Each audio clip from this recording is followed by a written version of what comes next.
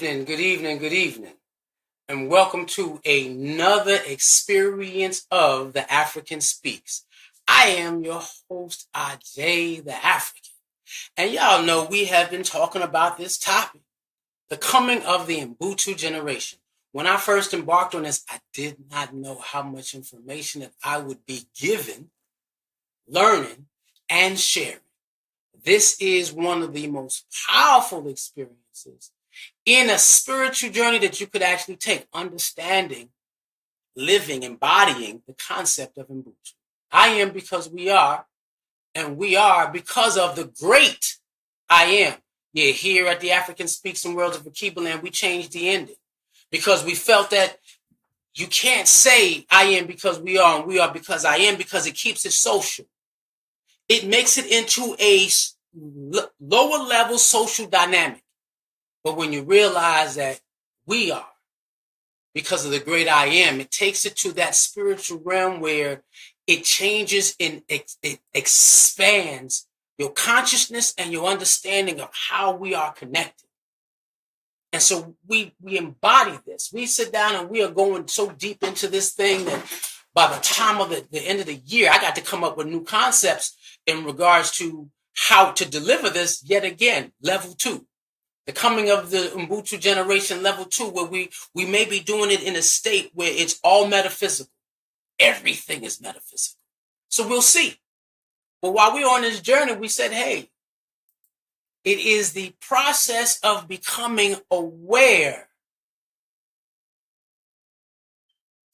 Africans, aware Black people, aware beings of who we are, whose we are, and why we're here.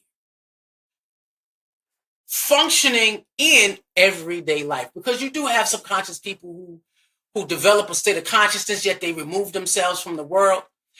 That's not the purpose of who we are as a people. There's never been where we sit and function at an isolated state. No, never that. And so we went from there to, we talked about how can we connect this to what Garvey has been talking about, because it is August. It is still August. It is still Garvey month. Well, in my community, it's still Garvey month. And so hopefully you are honoring the brother. And I said, hey, this is what Garvey talked about when he said, let us make man, one male and one female. Something that is aware of the inner divinity, not just the outer divinity, but the inner divinity of who we are and who we are called. Being able to create the experience of the outer divinity. But the inner divinity comes first. And that has to be the most talked about topic. If we're having any problem in our community, is because of our amnesia, spiritual amnesia of who we are. And in order to get that, you got to go inside. You definitely got to go inside.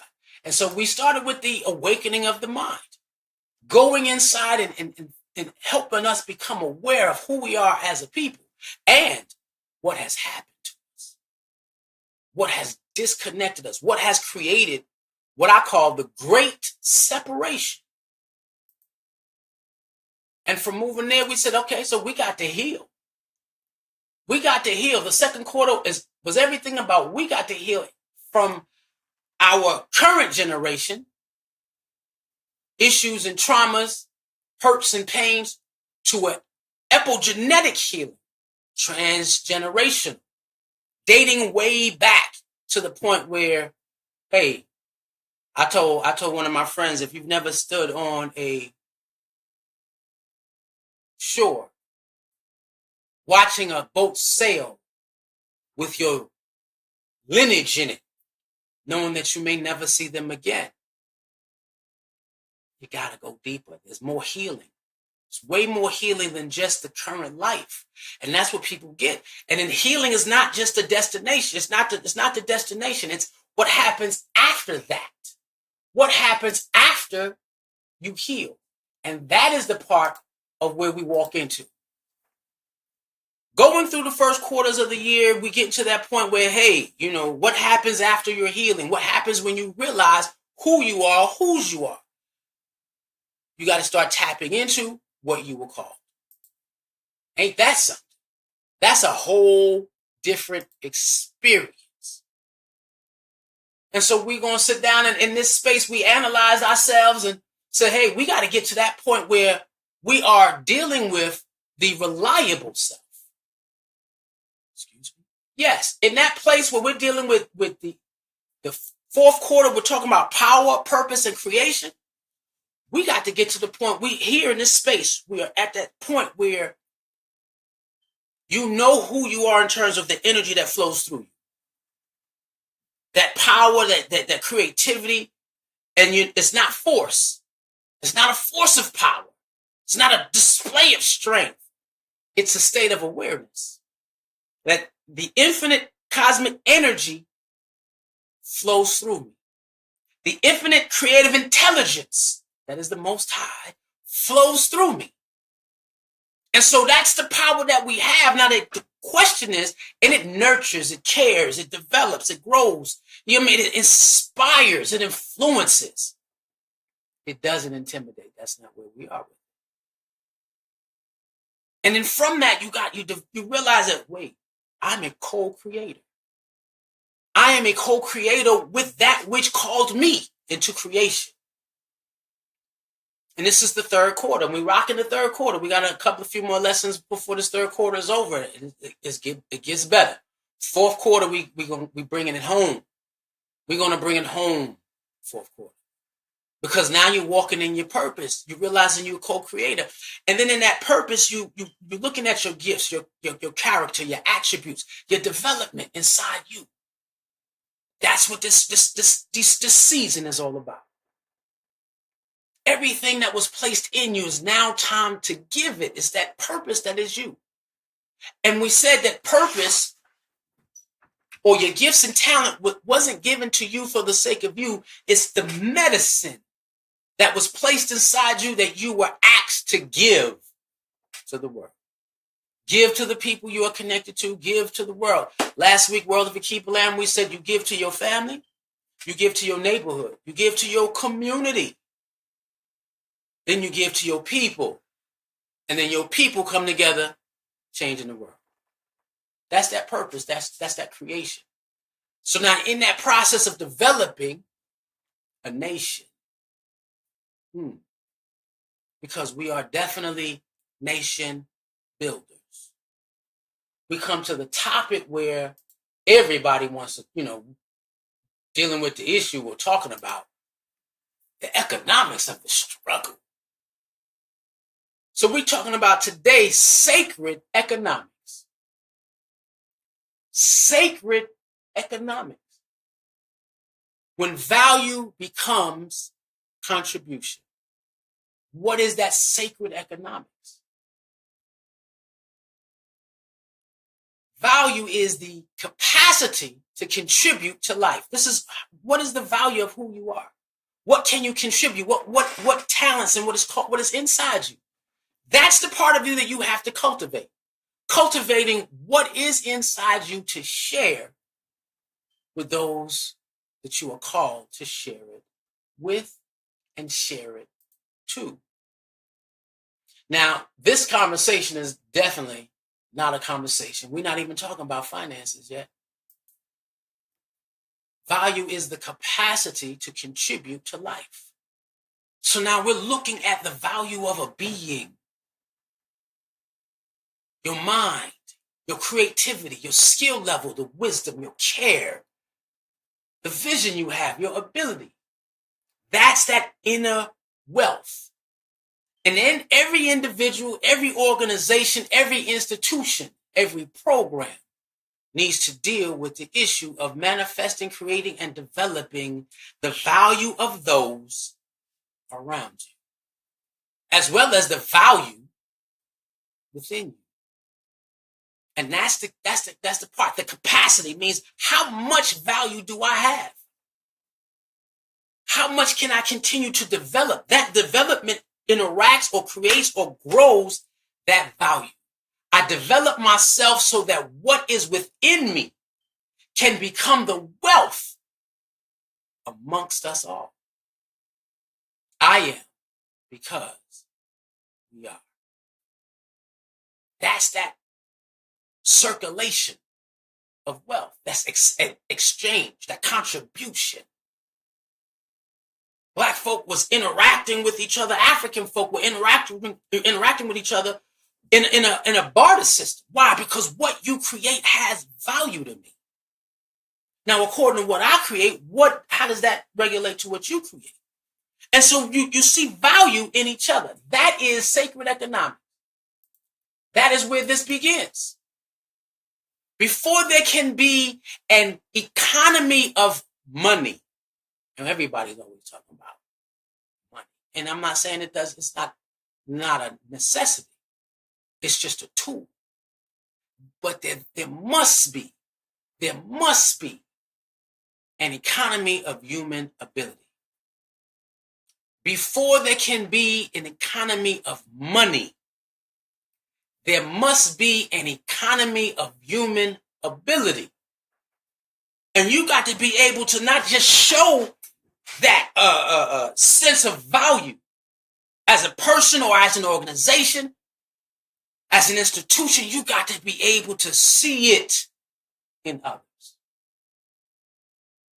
Human capacity is the first economy. If I can't get you, to your highest functioning self, then the capacity in which you can serve, that value of you is not expressed, and I got to get you to express it. And so you should always be asking, what value can I develop? That should be a part of your daily conversation. Human ability creates value. What can you think? What can you grow? What can you make? What can you solve? What can you organize? What can you bring order to? And what can you sustain in terms of life, care, love? That's the part that has to develop in you. What value can I develop within myself? We said that this season is about the reliable you. That part of you that everybody can count on regardless of what the life is putting you through. The reliable you has the ultimate value. The reliable you carries your medicine. Your medicine is your purest and most valuable substance. And you can't measure that with finances. You can't measure that with money. You can't. And so this is where we at as a community in that journey. You got to be able to manifest and create that value. And so what can you develop? What in your mind has come to your mind where you can sit down and say, this gift is mine. This is my fingerprint. The way I express it is mine. And the way I deliver it is mine. The way you receive it, that's yours. The first economy is human capacity. Before there can be an economic of finances, there must be an economic of human ability. We got to be able to do it. You got to be able to look at individuals and not see a dollar value. If our neighborhoods are going to change. People say, why black people can't work with each other? This is going to be it. Because you are working for black people for the sake of finances. When we should be working for each other for the sake of developing the human capacity within each other. I develop as much as I can within me to what? Offer it out to you. You develop it as much as in you to offer it out to me. That's the exchange of our community. I'm giving you the best quality of myself to create a better atmosphere. In that space, yes, things will change, of course. But you have to say, what can I become better because I'm here? That value. What can become better because I'm in that space? Things will change when you understand what the community needs is the best that is inside you that we can't see just yet. What can you add? And you think about that. What have you added? We celebrate Black history, and we celebrate the richness of the Black genius and Black excellence that came out of our community for me to be able to sit here. And a lot of individuals, as I'm becoming more seasoned, wait, do y'all notice something different? As I'm becoming more seasoned, going through issues of health and understanding and increasing my wisdom and trying to make sure that I adjust myself with the season that I'm in so that I can get the maximum out of myself. I sit down and say, what has improved? And what can people lean on? You got to be able to say the same thing regardless of the situation, circumstance that you're in. What can become better because I'm here?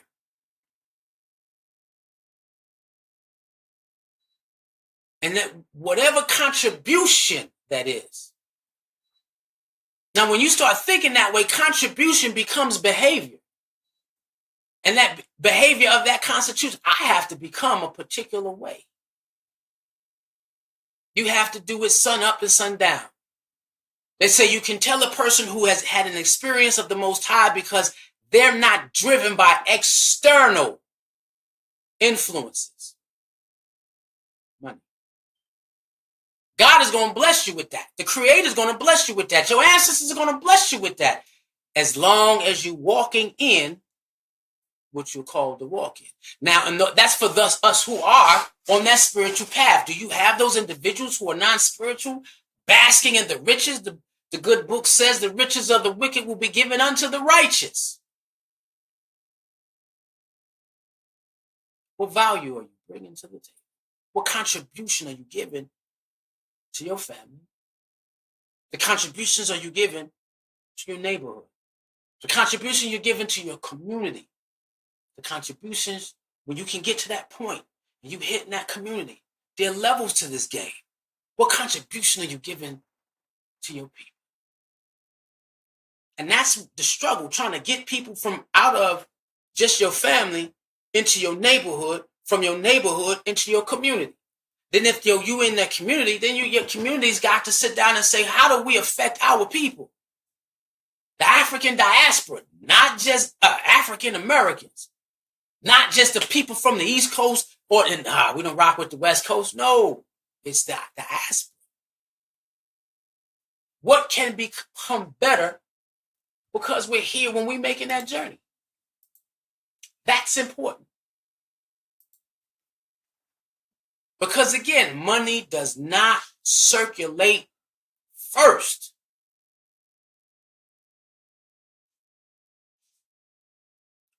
The value circulates first. And it's levels to this thing. If you're an individual who has become, and we talked about this in our last session, if you're an individual who has become an infrastructure, right? You've become a pillar. What you give is what people can lean on, the reliable you. In this season, we're looking for you to function as the reliable you. What can people always, regardless what happens in the world, when they look at you, this is what I'm going to give. Money does not circulate first in that personal level. You give your best and you receive. Money is the tool that can measure and facilitate how we exchange the value of what you're giving and what you're receiving. Can money measure value? Yes. Can money facilitate the exchange? Yes. But money cannot create the value. That happens internally. Only you can do that. Only you can do that. Value comes from within. Exchange is the movement between beings. Money just the instrument. And when individuals and then you go up into the point where you're dealing with institutions and communities, and they're having issues with economics, You got to look at the value. How much value are you producing that we can change the exchange into a monetary experience? Are we giving enough value to each other, to one another? We're going to get to that because that's a part of it. Because when your development increases, what you are capable of giving increases. Your development increases what you're capable of giving. The more you develop what's inside you, what has been planted into you, the medicine that you were given, the basket that you are, can be developed into a greater sense of giving. That's why, again, let us make man. Because in that space, the value that you are as a spiritual being is immense. And then the growth of your giving is increased. That value now can be measured. And we're not talking about, it does work in the secular world, but we're talking about spiritual. We're talking about in the spiritual realm. Because it works the same way. Secular, spiritual, it works in the same way when it comes to value. What is it that you offer? Now you have to make that decision. When you get that power, you understand power in you. What world do you want to live in? What world, how do you want to be governed? Governed by the secular world, non-spiritual, or governed by that which called you and created you? We talking about sacred economics today. How much have you poured into economically? Poured into the value of who you are into your community, into your family, into your neighborhood, into your people. And then in that space, because by the time you get to pour into your people organization, how much have you poured into the world? Now we can sit down and say when we look at our history, we can see the value of African culture, man, immensely, because it's experienced in every place around the globe. Anywhere you go, where we don't even exist, we there. That was the value of us understanding who we are in the concept of Ubuntu. I am because we are, and we are because of the great I am. Increasing your development increases your capacity to give. The more you shape. And I realized that for myself. When COVID hit and my church community was scattered and we didn't have a strong online presence, I said, wow, I was developed enough to step into the place to give assistance to my community. Now we got a virtual village and they're going strong. Value. You got to be, what can you sustain? What changes because you're there? And so you continue doing that, contributing who you are to your family, contributing who you are to your neighborhood, contributing to you are to your community, contributing to you are to your people, contributing to who you are to the world. Your contribution begins to mature when service becomes structure. When your service becomes a structure of life that individuals can lean on. I help, I teach, I train, I organize, I build. It becomes an institution that impacts generations. Contribution matures when service becomes structure. What service have you given that created structure that continues when you're not here? That's legacy. That's legacy. And that part of you got to continue until your service is different than being nice. I'm nice to people, I'm helpful to people, but has your service become structure? This is how we've built empires. Through sacred economics. You are the value in which we speak of. You are what is planted inside of you. And in watching that, depending, and I can hit most of these, where you give a lesson, you give a teach, you become a curriculum. Your skill set, you can train folks. You have an idea, you develop business. Urban gardening, you develop a community food system. This is when your contribution matures and your service becomes structure. Where you're gathering an organization and you people gather, they come together, and all of a sudden, wait a minute, you're an institution. Your organization of people. And that goes down into knowledge. That knowledge, now that organization developed into an institution of points of views, concepts, which creates values and culture. Getting that?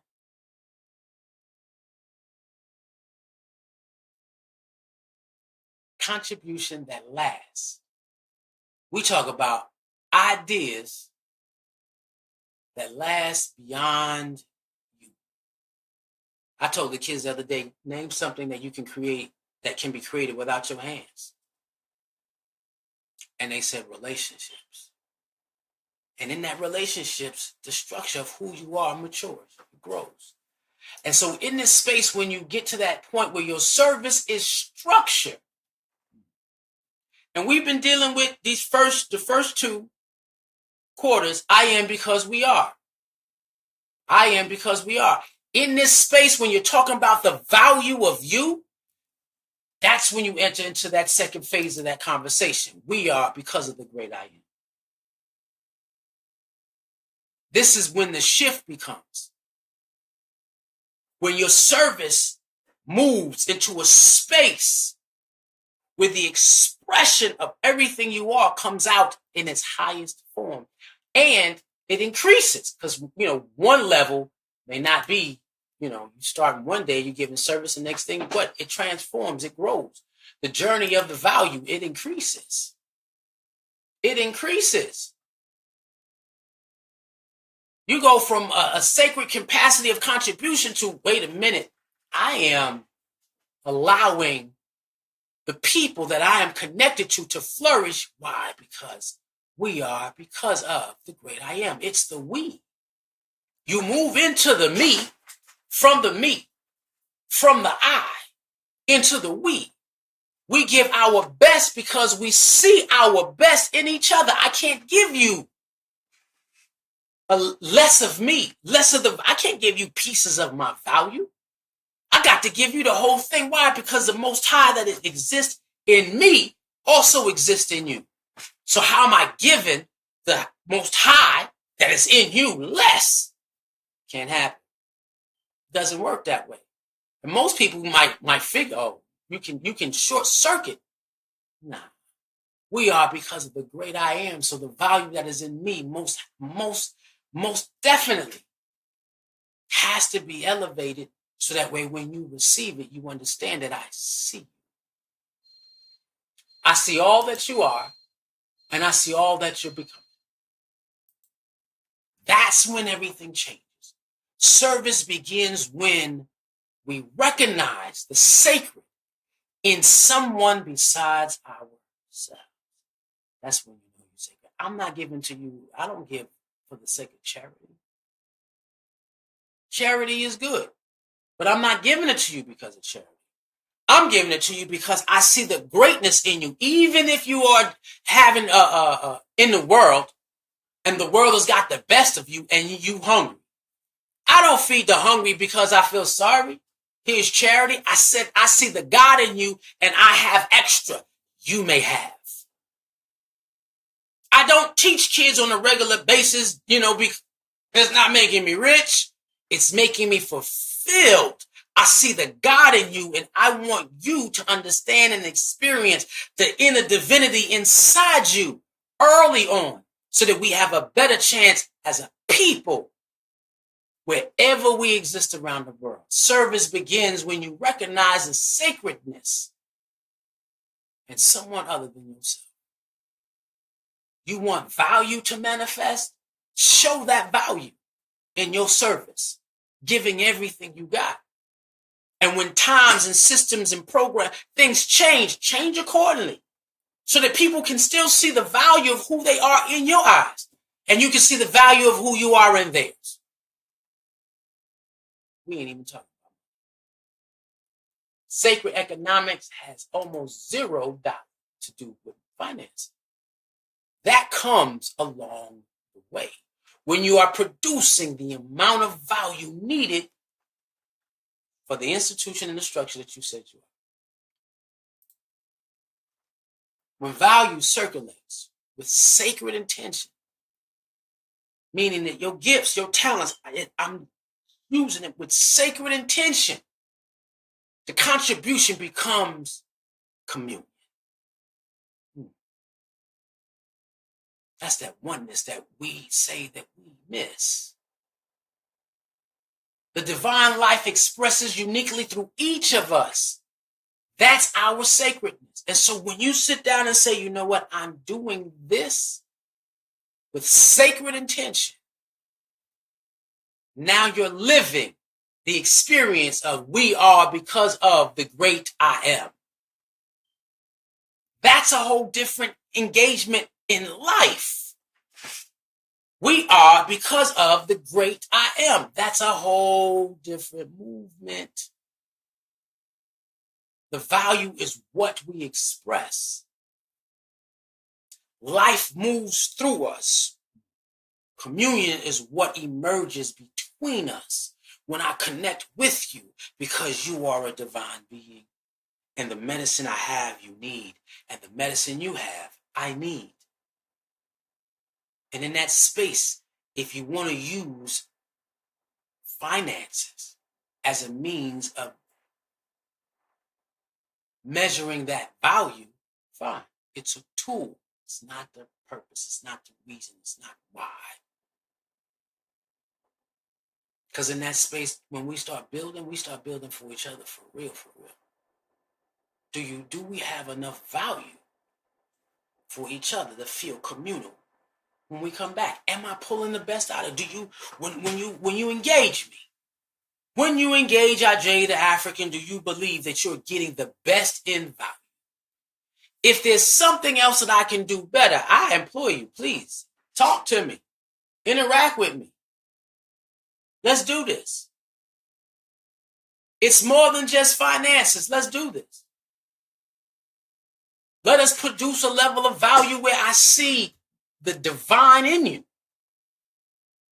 That's the issue of Black excellence. That's where it comes from. Why? Because I'm expressing Black excellence simply because of the value that I see in myself. I can't downplay it with you. I need you to see it. Why? Because I want the divine in you to see the divine in me. And the divine in me is going to see the divine in you. That's why I'm going to function from a level of Black excellence. Help me. Help us. I am because we are because of the great I am. I don't know what happened with this slide. And so we got to get to that point where we understand. There is the source, the infinite source in which we come from. We are because of the great I am. The infinite source in which all things are manifested. There is nothing in this world that is void of the Most High God. Nothing. I don't care how you name it. I don't care what culture you come from or religious discipline. There's only one source. We are because of the great I am. Then you have the individual expression, the different expressions of that source. There is no fingerprint that equals the same. I put my right there, that is the value of who you are. That is your sacred economics. How well are you expressing that? Because nobody in this world can express the medicine that you are better than you. We can only encourage you, influence you, show you, hey, this is what it looks like. Then you have that sacred contribution. Why? Because I'm doing this because my gifts, my voice, my purpose is divinely given, and it's supposed to be shared. The economic of who I am is supposed to be shared willingly. And in that space, yeah, I create that sacred exchange, sacred contribution. And when you function like that, when you're functioning like that, when you function from that second half of we are because of the great I am, everything's sacred around you. You treat trees different, you treat pets different, you treat strangers different, you treat everybody different. Why? Because it's the divine experience. What would life for the African diaspora look like if we lived in the practice of sacred contribution? We are because of the great I am. That's that sacred contribution. What would the experience be?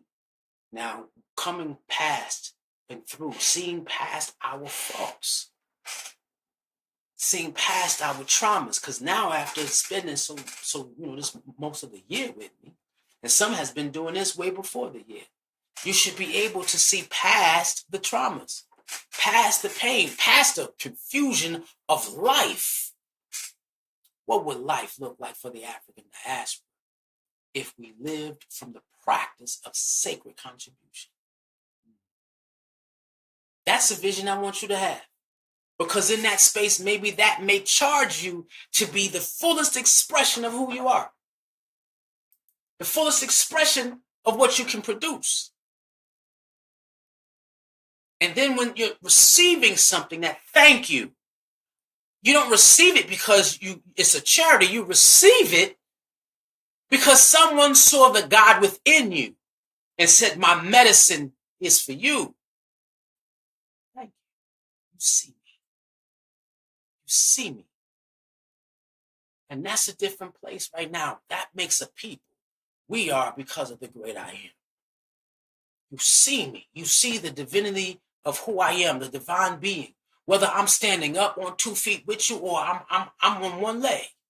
You see me. And in that space, you get it. The great I am becomes visible through the we, not the small the small God, me. No, the great I am becomes visible through the we, and we become builders of empire consciously building African empires globally so that all humanity can get back to where it's supposed to be.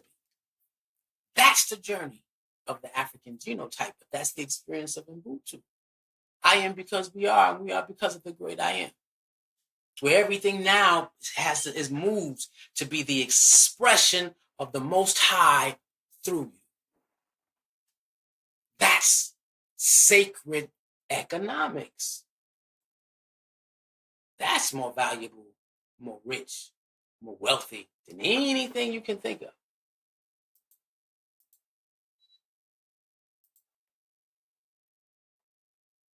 And so we get to the point where you understand the journey. This journey is about, hey, to recognize the sacred within inside myself. That's your awakening. To recognize the sacredness in you, that's Ubuntu. I see it in you, you see it in me. If I recognize it in myself, that's one thing, and I recognize it in you. And someone else will say that. That's Ubuntu. That's Ubuntu. To allow what is sacred within me to contribute to what is sacred within you. That's service. and to build a world where that sacred exchange can continue. That sacred economics. We've done it for centuries. They pulled us away from it. Now we come back. You can tell it's not full because we got more billionaires in the world than anybody. You know what I mean? Any time. But you don't see that sacred economics where we're giving that service. Saying, hey, I need to build something that exists for the sake of developing the true value of being a human being, to true value of my own community, to true value of who we are as a people. And so now imagine a program that looks at children and tells children that, yo, my young king, my young princess, my young prince, the queen to be, you have value. You are wealthy. And it is our job as adults to develop that wealth. As I develop and see it in me, I got to see it in you. World of Akibaland is the youth program of our community. And we sit down and we make sure that there's a next generation that comes to understand that sacred connection, that sacred exchange,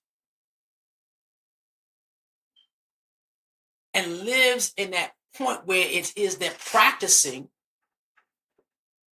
a life of sacred contribution.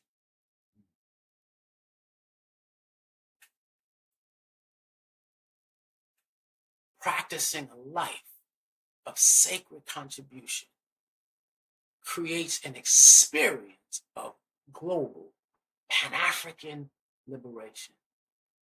I am because we are. We are because of the great I am. Where they can sit down and look at each other and see each other and say, we see the divine in the we. Let us create that experience where this is our children see us fighting for it for them, and we're going to raise them up. This is what we do here. And I told the kids, I'm going to do the best I can to sit down and make sure that the adults that you encounter also have a mindset of what we're talking about. We see the divine in the we. Sister Najuma coming in late. And she says, but this reminds me of when two or more are gathered in my name. Yes, it does. I didn't necessarily want to quote the scripture. She said, our individual gifts and our presence matters. Yes, it does. But there is something powerful that happens when we bring those gifts together in the name of the Most High. Yes. She said, thank you for bringing this awareness and closing the circle. This is what this is. I am because we are, and we are because of the great I am. We see the divine in the we. And this is what we work for. This is why we can contribute everything we got. Because when we walk away into our next spiritual assignment, when we transition, we want to make sure that our children, our youth, and any adult that's around us continues in a state of awareness. And so with that being said, if you have heard anything that connects, World of Akibaland, join the mission. We're going to be reaching out to everybody who's joined soon. We got something big coming. Real big. Real big. Join the conversation. Let's talk. Chime in. Interact. Don't be afraid. Speak to me. I'd love to talk to you. And then we always say, bring a child. We are here to serve and develop the next generation, to allow them an experience of the African within them speak. And with that being said, one love, everybody. Good